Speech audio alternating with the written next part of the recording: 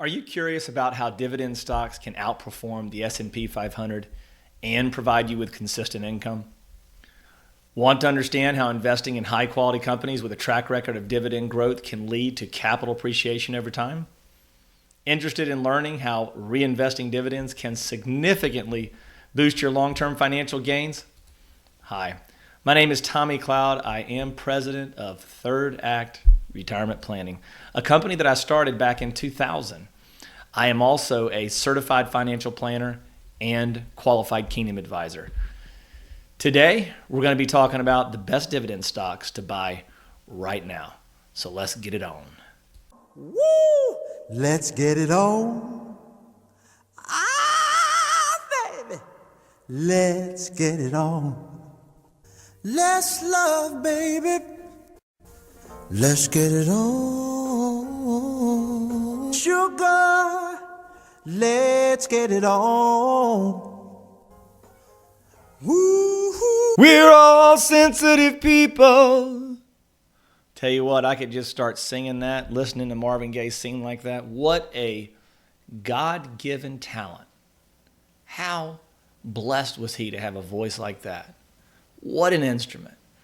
Hope you enjoyed that a cappella version of Let's Get It On. I know I did. Anyway, on to dividend stocks.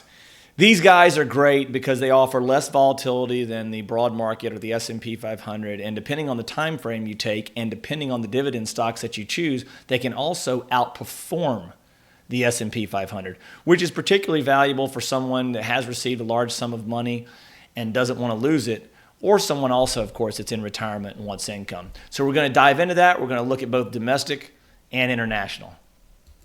So one of the things that I think people are attracted to, they want to keep up with the S&P 500 and that type of thing. S&P 500 is a good thing to kind of track inflation of the 500 largest companies. They do change those companies constantly, and although it's considered a passive fund in some ways, it's also updated regularly and yearly. So it really is hard to keep up with, particularly when you look at how it did from the 2010s, from 2010 to 2019, the end of 2019. I think only the 1950s were a decade that the S&P performed better over the past 100 years. So really hard to keep up with the S&P 500. However, there is a group of stocks since 2005 that have actually outperformed the S&P 500. Okay, we do have a group of stocks that have outperformed the S&P 500 since 2005. As you can see in this article in Yahoo Finance back in March of 2024, you can look at this group of companies I'm talking about. There was about 67 companies at the time back in March of 2024 from roughly 6,000 stocks that are listed. In this group of companies, they have raised their dividend payouts for at least 25 consecutive years, and many of them have been for 40 years in a row. They've actually raised the amount of dividends they pay out in a given year. The name of these companies in this index is called the S&P 500 Dividend Aristocratic Index. And as you can see, since the index's inception in 2005 through September of 2023, they had delivered an annualized return of 10.35% versus the broader market, which I believe here is the S&P 500, delivered a return of 9.54% during that same time period. So what we want to do is we really want to look at what type of stocks make up the S&P 500 Dividend Aristocrat Index. Okay, so we talked about the S&P 500 Dividend Aristocrats. Let's take a look at what is going on with those stocks right now. And we're going to look at this ProShares ETF to give you an idea of that. Currently, the dividend yield is 2%. And if we just go real quickly here and we want to compare that to the S&P 500, I'll just put in this ETF here. The dividend for the S&P 500 is currently 1.21. So if you take 2 minus 1.21 divided by 1.21, the dividend on the Aristocrat Fund is about 65% higher than the dividend on the S&P 500 stocks, just the regular one. So let's go back to the Aristocrats here. Again, they're paying 2%, 65% higher. The gross expense on this particular fund is 0.35%. But maybe you want to just buy the individual stocks yourself or do your own custom indexing, which you could do. You can go in and look at these companies. The top holdings right now are K-View, Kenvue, Clorox, Black & Decker, IBM, Aflac. You can see Cardinal Health, McDonald's, a lot of household names, Sherwin-Williams. And you could just Walmart. You could just go right in here and buy a lot of these companies if that's what you wanted to do. I'm not sure that would be a wise thing to do because you'd basically just be trying to emulate the index, and they're already doing that for you at such a low cost. But those are the stocks right now. So this video is about right now. Those are stocks that you could buy right now that if you take the time frame of January 1st, 2005 to September of 2023, these type of stocks right here did outperform the S&P 500. But I don't know that should be your top focus if you're wanting to get into dividend stocks. So another thing you can do, in all this is domestic, by the way, is a fund that I like better that we use quite a bit for dividend stocks is over here. It's the Schwab U.S. Dividend. And you can see it right now, the Schwab U.S. Dividend ETF. And if you look at this one here, if we summarize this, one thing that jumps out is that you can see the distribution yield is 3.35%. That's 1.35% higher than what the S&P 500 Dividend Aristocrats are offering. So we're going to look at what stocks are in this one, but also let's look at the long-term performance of this particular ETF versus the Noble, which is the S&P 500 Aristocrat stocks. But you look at this one in the stock ETF, in the Schwab ETF, you have Lockheed, Home Depot, BlackRock, Coca-Cola, Cisco, Amgen, Verizon, PepsiCo, Pfizer. So they're all still household names, but they're different stocks than what were in the S&P 500 Aristocrat Index. So let's look at which ones perform better with the dividends being reinvested. One more dividend play worth noting is utility stocks, our utility stocks. We want to look at, I'm just looking at this Vanguard Utilities Index Fund, which is one of the ones that we like. And as you can see, the distribution yield again is 3%. So that's, about 1% higher than what those S&P 500 Dividend Aristocrat stocks are paying, which is substantial. And you can see this particular Vanguard fund, the fee is only 0.1%. And by the way, I don't think I showed the one on the Schwab. I'll go back real quick here to Schwab, and we'll just look at the fee on this one is 0.06%. So it's the lowest one of the three, even including the Vanguard one. But back to Vanguard here, let's look at the holdings here, and these are utility stocks. And this particular fund has 69, and you can see some of the companies you'll recognize, but they're all electric energy companies. Obviously, they're utility companies: Southern Company, Duke Energy, Constellation Energy, P&G Energy. You can just go right on down this list here and see. And you can see the performance of these utility stocks. Everything's done really well with stocks over the past 12 months from where we are today. But now that we've kind of looked at, you now have individual names of stocks that you can buy. You can blend them all together. But I want to look at all three types of stocks together. I want to look at the S&P 500 Aristocrat Dividend Index. I want to look at the Schwab ETF. And I want to also look at this particular Vanguard ETF and see how these utility stocks have performed. And remember, the utility stocks are paying a dividend that is higher than what the S&P 500 Aristocrat stocks are paying. All right, so far domestically, we have looked at the S&P 500 Aristocratic Index, which I showed you some stocks there. And then we looked at the Schwab Dividend ETF, which is my favorite and I prefer over the S&P 500 Aristocratic Index Fund.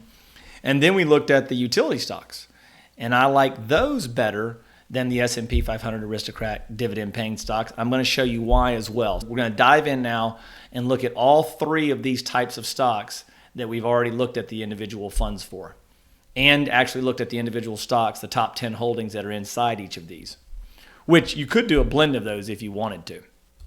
All right, station identification here. Just wanted to remind you, I'm trying to get to 100 subscribers by the end of 2024, and I encourage you to subscribe, like, and make comments on my video if, in fact, you do enjoy these and are getting something from them. Additionally, if there's any questions you'd like to see me address or any topics you want to see me address in these videos, put those in the comments section as well. Back to our show. So what's the difference in these three types of stock? We're going to look at how the portfolios have performed since January 1st of 2014 through August 30th of 2024. As you can see, that's as far as we can go back because the ProShares S&P 500 Dividend Aristocrats ETF, that's only as far as it's gone back.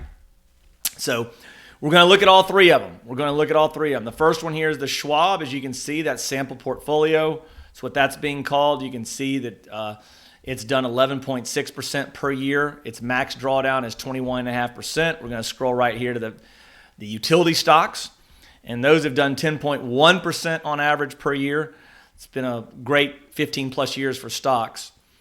And then, of course, it's had a maximum drawdown of only 19%. And then we go and look at the S&P 500 Dividend Aristocrats. You know the names of those companies. McDonald's was one of them. And it's done 10.7% per year with a 23% drawdown. But what I want to do is continue to look at the annualized return during that time period. You can see the Schwab ETF, they did about 11.59% per year.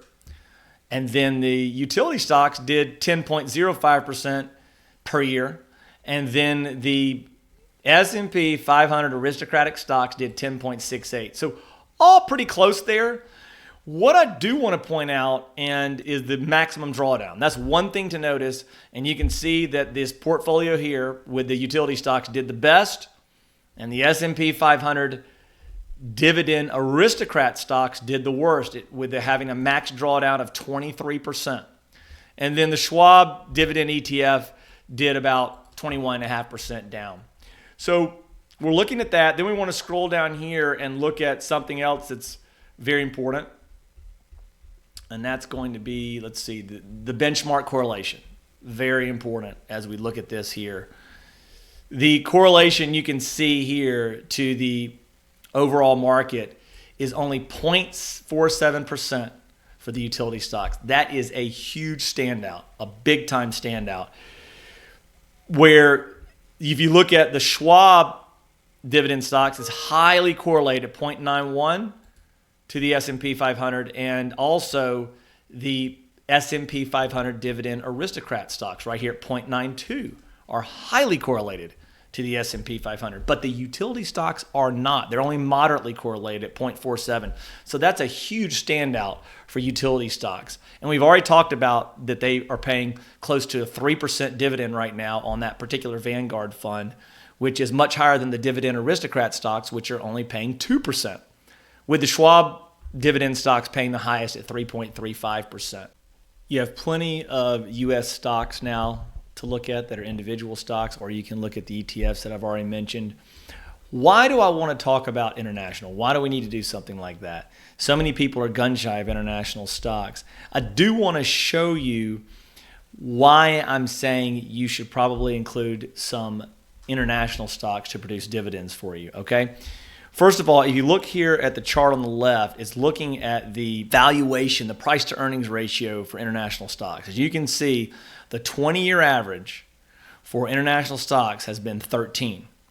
The 20-year average for the S&P 500 has been 15.7. So right now, and this is as of August 31st, 2024, you can see that the S&P 500 has P ratio of 21. So it's way overvalued. If we just take that number, we take 6 divided by 15.7, like the S&P 500 is roughly 38% overvalued right now, whereas the valuation for foreign stocks is about what it's been the past 20 years. So it's right on par. But the other thing to look at is the discount versus U.S. stocks. That's what this is measuring. So it's taking this number here and it's measuring the discount. And you can see this is the lowest, the biggest discount on international stocks that we've seen at least since 2004. So in other words, international stocks are priced much lower on a comparison basis than U.S. stocks. We're not just saying that 13 is lower than 21. We're saying that, look, historically, U.S. stocks are priced at about 16. Now they're at 21. Historically, the foreign stocks are priced at 13, and right now they're right at 13. So it's a better bargain, just the stock price alone. Then we get over here into the dividend yields, and you can see that historically, international stocks have paid more than U.S. stocks. This is an opportunity where you're dealing with a group of stocks, the international stocks that we're about to look at, that are undervalued. The stock price themselves, compared to their earnings, are undervalued compared to U.S. stocks. And using the price-to-earnings ratio is the best long-term measure of how stocks are going to perform typically. Of course, the health of the economy is going to drive those earnings, right? We just want to jump in here. I'm going to give you 3 options here. This first one is the iShares International Select Dividend ETF. This one has the highest of the 3 that we'll look at. It's yielding 6% right now, which is very high compared to what we looked at on the U.S. side. The expense ratio is 0.49%, as you can see. And if you want to know what the stocks are in there, we're just going to click on holdings, and we'll give you some international stocks as well. There's 145 stocks in here. The top ones are the British American Tobacco, Total Energies. So if you don't want to do tobacco, you can just leave that out. Then just do these stocks here. ING Group, Rio Tinto, and just Mercedes-Benz, and just go right on down and look at these stocks and purchase those individually if that's something you'd like to do. The next individual and international stocks that I want to look at is going to be the lowest of the bunch. This is an international value fund. A lot of the time, value stocks are also high dividend paying stocks. So we can look and see that, because growth stocks are taking their dividends and their earnings and putting it back into the business, right? So the dividend yield on this particular DFA fund, which you can see right here, DFA International Value, the yield is 3.74%, which again is higher than all of the U.S. dividend options that we looked at on average. And if you look at expense ratio, is going to be very reasonable. I believe it's I'll click on facts and fees here. It's, let's see, 0.25%. The gross expense is 0.45, but the net expense is 0.25. That's real reasonable. And then let's look at the holdings real quickly here. Just go right into it. Shell, again, Total Energies, you've already seen that one. UBS, Zurich Insurance. So these are all companies that you can buy if you want to, that are averaging a dividend, we'll go back to the summary page, of 3.74%. So that's excellent. And then, of course, we've already talked about how international stocks are undervalued compared to U.S. stocks, historically speaking. Let's now go and look at the final one, and this is a good old Vanguard International High Dividend. And you can see they're offering 4.37%, which is about 0.5% higher than what the DFA one was offering. And if we go down here, you can see their net expense ratio is only 0.22%. It's the lowest of the bunch. And then we'll look at the holdings here. And again, stocks you can go and buy if you want. Nestle, Novartis, Roche Holdings, Shell, Toyota, Royal Bank of Canada, HSBC. So you can go in there and buy those if you'd like. And this particular fund for Vanguard has 1,500 total holdings. 2 areas that I did not cover in this video would be the high dividend paying LLCs and trusts that you can buy. And the reason I didn't go over those is because, and they offer more. They can do 6%, 8%, even 10% regularly. The reason I didn't do that is because those are so volatile. They can have a drawdown of 70% in a year. They can put together a good 5 years and have a really bad year that wipes out everything. So those are real risky to get into, and not something I wanted to put in this video. The other thing, of course, is private equity and private credit. You can also get higher yields if your net worth is $1 million or higher, and then especially if you're a qualified purchaser with a net worth of $5 million or higher, you can get.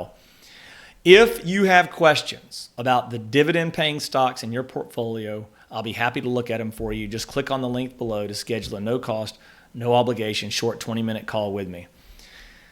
That concludes our discussion of dividend-paying stocks. It does live up to the video as usual. I've given you some of the best dividend-paying stocks that you can get both domestically and internationally that you can purchase right now, or I also gave you some funds that you can go purchase as well. Hope this video was helpful for you. Again, my name is Tommy Cloud, president of Third Act Retirement Planning on the Sudden Wealth Stewardship channel.